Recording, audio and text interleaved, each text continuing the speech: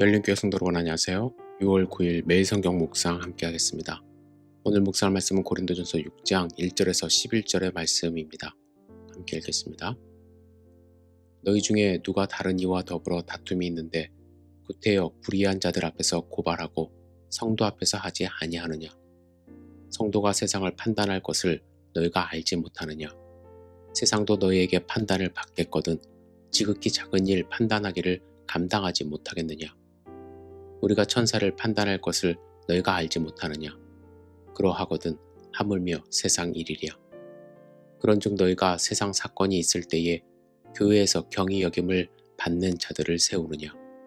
내가 너희를 부끄럽게 하려 하여 이 말을 하노니 너희 가운데 그 형제 간의 일을 판단할 만한 지혜 있는 자가 이같이 하나도 없느냐. 형제가 형제와 더불어 고발할 뿐더러 믿지 아니하는 자들 앞에서 하느냐. 너희가 피차 고발함으로 너희 가운데 이미 뚜렷한 허물이 있나니 차라리 불의를 당하는 것이 낫지 아니하며 차라리 속는 것이 낫지 아니하냐. 너희는 불의를 행하고 속이는구나. 그는 너희 형제로다. 불의한 자가 하나님의 나라를 유업으로 받지 못할 줄을 알지 못하느냐. 미혹을 받지 말라. 음행하는 자나 우상 숭배하는 자나 간음하는 자나 탐색하는 자나 남색하는 자나 도적이나 탐욕을 부리는 자나 술 취하는 자나 모욕하는 자나 속여 빼앗는 자들은 하나님의 나라를 유업으로 받지 못하리라. 너희 중에 이와 같은 자들이 있더니 주 예수 그리스도의 이름과 우리 하나님의 성령 안에서 씻음과 거룩함과 의롭다 하심을 받았느니라. 아멘.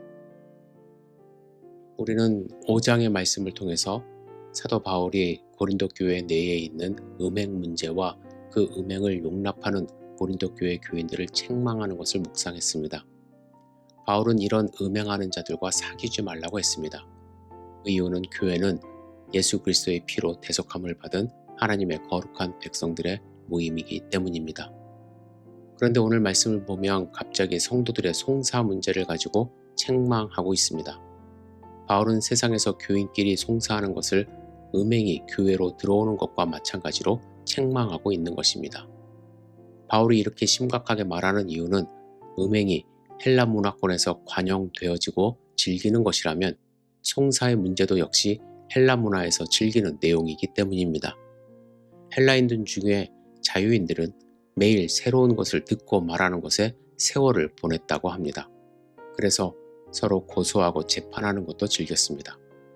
이런 문화 속에서 살다 보니 교회에서조차 성도들 간에 무슨 일이 생기면 그 문제를 교회답게 해결하기보다는 세상의 법정으로 달려갔고 이는 세상 사람들의 입에 오르내리며 예수 그리스도의 몸된 교회를 세상 사람들이 더럽히는 일이 된 것입니다.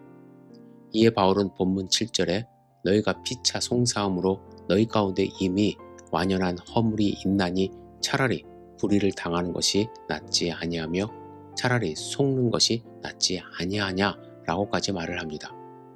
사도 바울은 교인들 간에 서로 송수하는 것만으로도 너희 가운데 이미 완연한 허물이 있다고 합니다. 그러면서 바울은 결론적으로 차라리 불의를 당하는 것이 낫고 속는 것이 낫다고까지 이야기를 하죠.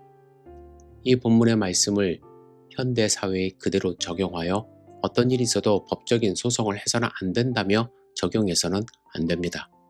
특히 교회 안에서 누군가를 작심하여 속이고 성도들에게 금전적인 손해를 입힌 경우 법적인 조치를 취하지 않으면 속이며 금전적인 이익을 취한 사람은 지속적으로 여러 교회를 다니며 같은 문제를 일으킬 것이기 때문입니다. 그러나 바울의 말은 명백한 죄로 인한 일이 아니라 피차 송사하는 경우를 말하는 것입니다. 목회하면서 이런 경험까지는 없었지만 자녀들끼리 사소한 다툼이 부모님 싸움으로 번지고 서로 고소하여 법정에 서는 경우가 있다는 말을 듣는 경우가 있습니다. 만일 이런 경우 서로 감정이 상하여 법정에 서는 경우가 있을 수 있는데 오늘 본문의 말씀에 비추어 보면 차라리 손해를 보고 속는 것이 낫다고 말을 하는 것입니다. 사람들이 모인 곳이기 때문에 교회 안에 문제가 전혀 없을 수는 없습니다. 그래도 예수 그리스도를 주인으로 모시고 사는 하나님의 백성들은 조금씩 양보하고 이해하면 해결될 수 있는 문제가 많이 있습니다.